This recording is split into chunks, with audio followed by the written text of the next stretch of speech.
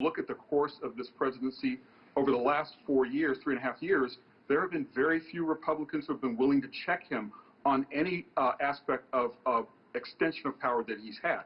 They've stood silent as he's shredded norm after norm, mainly because they realize it's in their best interest to stay on this president's good side. Not only because he has a voracious tweeting habit and he reaches his followers directly without the filter of the news media, but those followers are very intense. They're very loyal to the president. Therefore, you cross them if you're a Republican at your peril.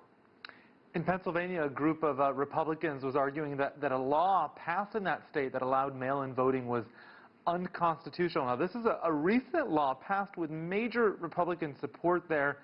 Surely they knew that the court would see this as a frivolous suit and that it would go nowhere with Pennsylvania's liberal state Supreme Court. So what's the strategy here? Well, it's hard to know what the strategy is. And in terms of that law, that was then, this is now. Back then, they thought President Trump was in a good position to take a lot of the mail-in ballot. He really wasn't, at least not in Pennsylvania.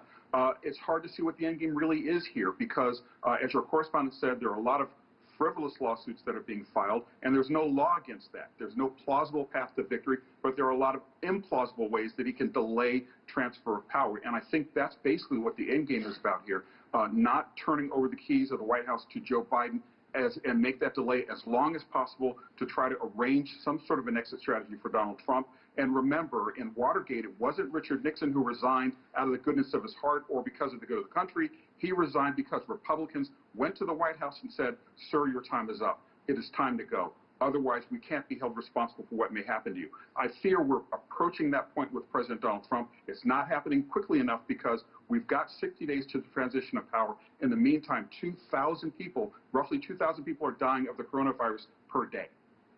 Amazing numbers there. Joe Biden's incoming chief of staff said to expect the first cabinet announcements on Tuesday. Is that pretty quick, and are you expecting any surprises?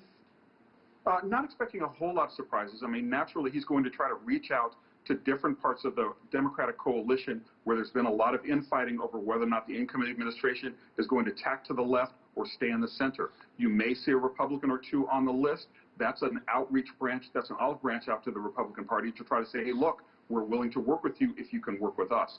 But by and large, it's about time. We've got about this time frame. But you also may consider it in the context of President-elect Biden putting pressure on Republicans to get Donald Trump to hand over the keys and get things moving in the new transition for the good of the country, if not for the good of the new president.